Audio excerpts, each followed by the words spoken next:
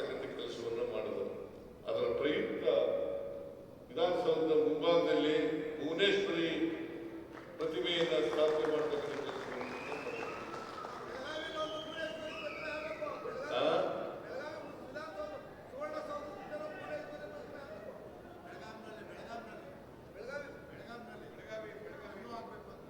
ಅಲ್ಲೂ ಮಾಡೋಣ, ಬೆಳಗಾವಿನಲ್ಲೂ ಮಾಡೋಣ, ಬೆಂಗಳೂರಿನಲ್ಲೂ ಮಾಡೋಣ, ಕರ್ನಾಟಕದ ಯಾವ ಭಾಗದಲ್ಲೂ ಕೂಡ ಮಾಡ್ತಕ್ಕಂಥ ಪ್ರಯತ್ನವನ್ನು ಮಾಡೋಣ. ನಿಮಗೆ ತಿಳಿದಿರಬೇಕು, ಲೀಲಾ ಅವರು ಇಲ್ಲೇ ಕೂತಿದ್ದಾರೆ,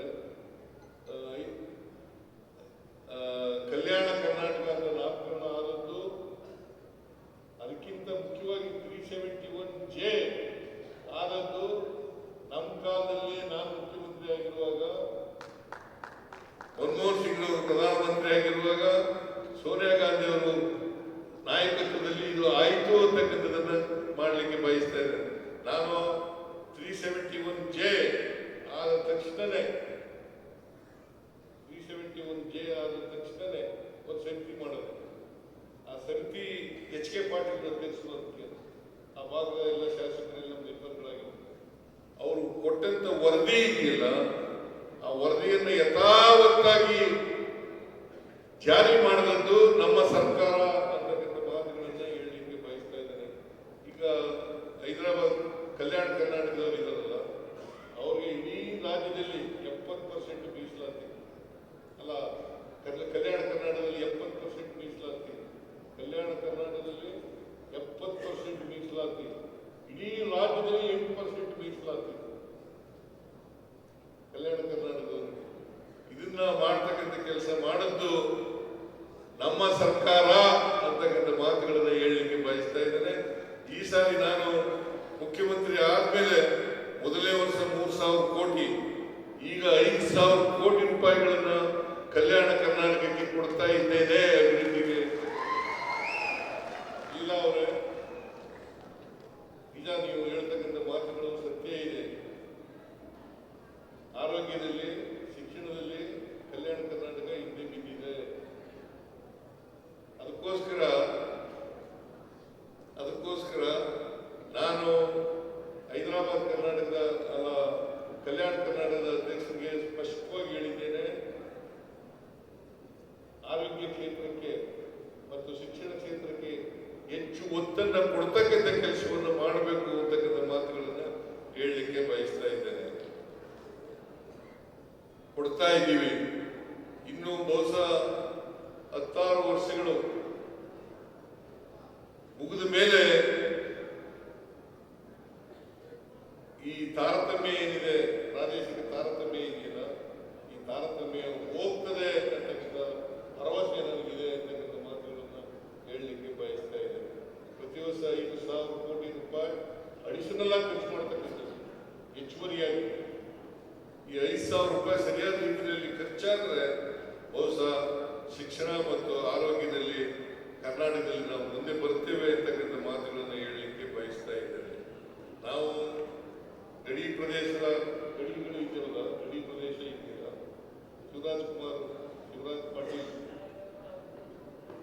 ಪಾಟೀಲ್ ಅವರ ಅಧ್ಯಕ್ಷತೆಯಲ್ಲಿ ಸಮಿತಿ ಮಾಡಿದ್ದೀವಿ. ಅವರು ಏನು ಹೇಳ್ತಾರೆ ಅದನ್ನು ಯಥಾವತ್ತಾಗಿ ಜಾರಿ ಕೊಡ್ತಕ್ಕಂಥ ಕೆಲಸವನ್ನ ಮಾಡ್ತೇವೆ. ನಮ್ಮ ಸರ್ಕಾರ ಗಡಿ ಪ್ರಶ್ನೆ ಇರ್ಬೋದು, ಭಾಷಾ ಪ್ರಶ್ನೆ ಇರ್ಬೋದು, ನೆಲ ಜಲ ಪ್ರಶ್ನೆ ಇರ್ಬೋದು, ಇವುಗಳನ್ನ ಯಾವತ್ತೂ ಕೂಡ ರಾಜಿ ಮಾಡಿಕೊಳ್ಳಲ್ಲ ಅಂತಕ್ಕಂಥ ಮಾತುಗಳನ್ನು ಬಹಳ ಸ್ಪಷ್ಟವಾಗಿ ಹೇಳುತ್ತೇವೆ. ಯಾವತ್ತೂ ರಾಜಿ ಮಾಡಿಕೊಳ್ಳಲ್ಲ. ಭಾಷೆ, ನೆಲ ಜಲ ಮತ್ತೆ ಗಡಿ, ಆಮೇಲೆ ಉದ್ಯೋಗ, ಕನ್ನಡಿಗರಿಗೆ ಉದ್ಯೋಗ,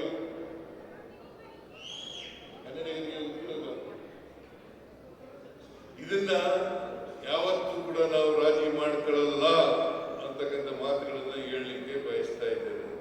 ಅದರಿಂದ ಕರ್ನಾಟಕ ಇದೆಯಲ್ಲ, ಬರೀ ಸಿನಿಮಾ ಒಂದೇ ಅಲ್ಲ, ಎಲ್ಲ ಕನ್ನಡದ ಅಭಿವೃದ್ಧಿಗೆ ಸಂಬಂಧಪಟ್ಟಂತೆ ಎಲ್ಲ ವಿಚಾರಗಳಿರ್ಬೋದು.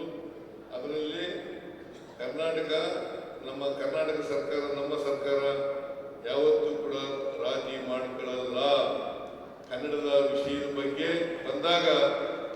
ಮುಂಚೂಣಿನಲ್ಲಿದ್ದೇವೆ ಅಂತಕ್ಕಂಥ ಮಾತುಗಳನ್ನು ಹೇಳಲಿಕ್ಕೆ ಬಯಸ್ತಾ ಇದ್ದೇನೆ. ಬಹುಶಃ ಸಾರಾಗೂ ಕೂಡ ಗೊತ್ತಿದೆ. ನಾನು ಇವತ್ತಿಂದಲ್ಲ 83ರಿಂದ ಅವಕಾಶ ಸಿಕ್ಕಿದಾಗೆಲ್ಲ ಕನ್ನಡದ ಪರ ಮಾತಾಡ್ತೇನೆ, ಕನ್ನಡ ಪರ ಧ್ವನಿ ಎತ್ತಕ್ಕಂಥ ಕೆಲಸವನ್ನು ಮಾಡ್ತೇನೆ ಅಂತಕ್ಕಂಥ ಮಾತುಗಳನ್ನು ಹೇಳಲಿಕ್ಕೆ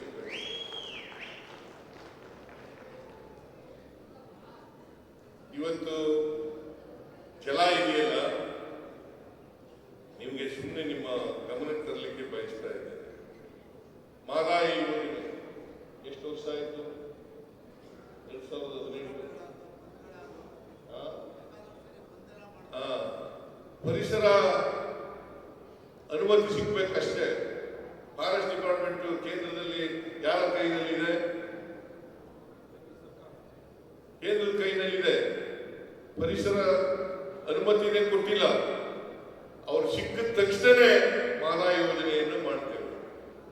ಕೃಷ್ಣ ಮೂರನೇ ಹಂತ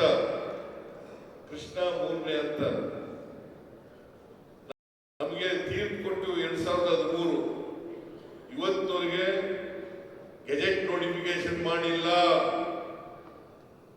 ಕೇಂದ್ರ ಸರ್ಕಾರಕ್ಕೆ ಅನೇಕ ಸಾರಿ ಭೇಟಿ ಮಾಡಿದ್ದೀನಿ.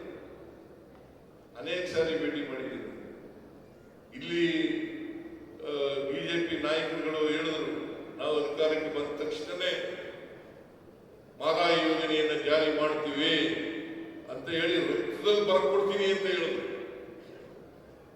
ರಕ್ತದಲ್ಲೂ ಬರೆಯಲಿಲ್ಲ, ನೀರಿನಲ್ಲೂ ಬರೆಯಲಿಲ್ಲ, ಮಾಡ್ಲೂ ಇಲ್ಲ. ಕೇಂದ್ರ ಸರ್ಕಾರದ ಯಾಕೆ ಬಲ್ತಾಯಿ ಧೋರಣೆ ಇದೆಯಲ್ಲ, ಇದನ್ನ ಖಂಡಿಸ್ತಕ್ಕಂಥ ಕೆಲಸವನ್ನ ಕನ್ನಡಿಗರಾದಂತ ನಾವೆಲ್ಲರೂ ಕೂಡ ಮಾಡಬೇಕು ಅಂತಕ್ಕಂಥ ಮಾತುಗಳನ್ನು ಈ ಸಂದರ್ಭದಲ್ಲಿ ಹೇಳಲಿಕ್ಕೆ ಬಯಸ್ತಾ ಇದ್ದೇನೆ. ಅದರಿಂದ ನಾನು ನಿಮ್ಮ ಜೊತೆ ಇರ್ತೀನಿ, ನೀವು ನಮ್ಮ ಜೊತೆ ಇರಿ. ನಾವೆಲ್ಲ ಒಳ್ಳೆ ಕೆಲಸ ಮಾಡಿ ಕನ್ನಡದ ಸರ್ವತೋಮುಖವಾದಂಥ ಅಭಿವೃದ್ಧಿ ಮಾಡ್ತಕ್ಕಂಥ ಕೆಲಸವನ್ನ ಮಾಡೋಣ ಅಂತಕ್ಕಂಥ ಮಾತುಗಳನ್ನ ಹೇಳಿ, ನಾರಾಯಣ ಗೌಡ್ರಿಗೆ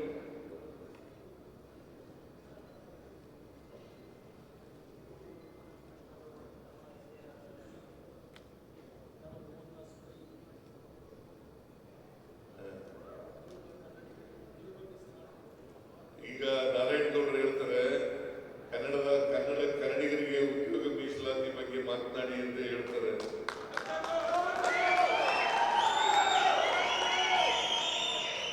ಅದನ್ನ ಕ್ಯಾಬಿನೆಟ್ ನಲ್ಲಿ ಚರ್ಚೆ ಮಾಡಿ ಕನ್ನಡ ಪರವಾದಂತ ತೀರ್ಮಾನವನ್ನು ಮಾಡ್ತೇವೆ ಅಂತಕ್ಕಂಥ ಮಾತುಗಳನ್ನ ಈ ಸಂದರ್ಭದಲ್ಲಿ ಹೇಳಲಿಕ್ಕೆ ಬಯಸ್ತೇನೆ. ಇಷ್ಟು ಹೇಳಿ ನಾನು ಈಗ ಭರವಸೆ ಕೊಡಕ್ಕಾಗಲ್ಲ, ಉದ್ಯೋಗ ಮೀಸಲಾತಿ ಮಾಡ್ತೀನಿ ಅಂತ ಹೇಳಕ್ಕಾಗಲ್ಲ. ನಾನು ಕ್ಯಾಬಿನೆಟ್ ನಲ್ಲಿ ಚರ್ಚೆ ಮಾಡಿ ಕನ್ನಡ ಪರವಾದಂತ ನಿಲುವನ್ನು ತಗೊಳ್ಳಿಕ್ಕೆ ಪ್ರಯತ್ನ ಮಾಡ್ತೇನೆ ಅಂತಕ್ಕಂಥ ಮಾತುಗಳನ್ನು ಈ ಸಂದರ್ಭದಲ್ಲಿ ಹೇಳಲಿಕ್ಕೆ.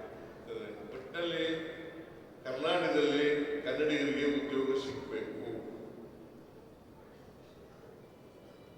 ಮತ್ತೆ ಯಾರೇ ಉದ್ಯೋಗ ಸಿಕ್ಕಿದ್ರು ಕೂಡ ಅವರು ಕನ್ನಡದಲ್ಲಿ ಮಾತನಾಡಬೇಕು. ಒಟ್ಟಾರೆ ಕರ್ನಾಟಕದಲ್ಲಿ ಕನ್ನಡದ ವಾತಾವರಣವನ್ನು ನಿರ್ಮಾಣ ಮಾಡತಕ್ಕಂಥ ಕೆಲಸವನ್ನು ಮಾಡೋಣ. ಕರ್ನಾಟಕಕ್ಕೆ ಅನ್ಯಾಯ ಆದಾಗ, ಕರ್ನಾಟಕಕ್ಕೆ ಕೇಂದ್ರದಿಂದ ಮಲತಾಯಿ ಧೋರಣೆ ಆದಾಗ ನಾವೆಲ್ಲರೂ ಕೂಡ ಒಗ್ಗಟ್ಟಿನ ಧ್ವನಿಯಾಗಿ ನಿಲ್ತಕ್ಕಂಥ ಕೆಲಸವನ್ನ ನಾವೆಲ್ಲರೂ ಕೂಡ ಮಾಡೋಣ. ಕನ್ನಡಿಗರು ಯಾವುದಕ್ಕೂ ಕಡಿಮೆ ಏನಿಲ್ಲ.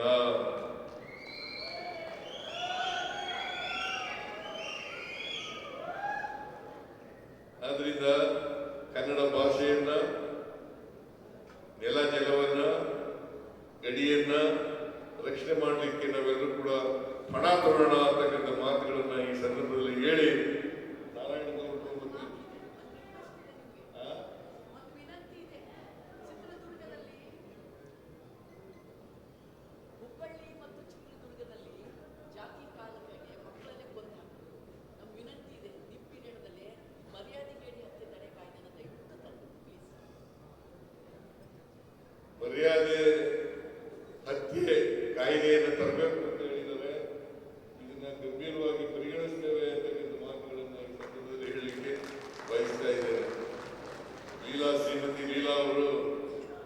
ಮರ್ಯಾದೆ ಹತ್ಯೆ ಹುಬ್ಬಳ್ಳಿ ಧಾರವಾಡದಲ್ಲಾಗಿದೆ. ಅಲ್ಲಿ ಅದನ್ನು ತಡೀತಕ್ಕಂಥ ಕೆಲಸವನ್ನ ಮಾಡಲಿಕ್ಕೆ ಕಾಯ್ದೆಯನ್ನು ತರ್ತಕ್ಕಂಥ ಕಾಯ್ದೆ ತಂದ್ರೆ ಸಾಲದು, ಕಾಯ್ದೆಯನ್ನು ಜಾರಿ ಮಾಡ್ತಕ್ಕಂಥ ಮನಸ್ಸಿರ್ಬೇಕು, ಆ ಪದ್ಧತಿ ಇರಬೇಕು. ಅದಿದ್ದಾಗ ಮಾತ್ರ ಸಾಧ್ಯ ಆಗ್ತದೆ ಅಂತಕ್ಕಂಥ ಮಾತುಗಳನ್ನು ಹೇಳಲಿಕ್ಕೆ ಬಯಸ್ತಾ ಇದ್ದೇನೆ. ಇಷ್ಟನ್ನು ಹೇಳಿ ನಿಮ್ಮೆಲ್ಲರಿಗೂ ಶುಭವಾಗಲಿ. ಮತ್ತೆ ಸಾರಾ ಗೋವಿಂದು ನಮ್ಮ ಸ್ನೇಹಿತರು, ನಮ್ಮ ಜಿಲ್ಲೆಯವರೇ,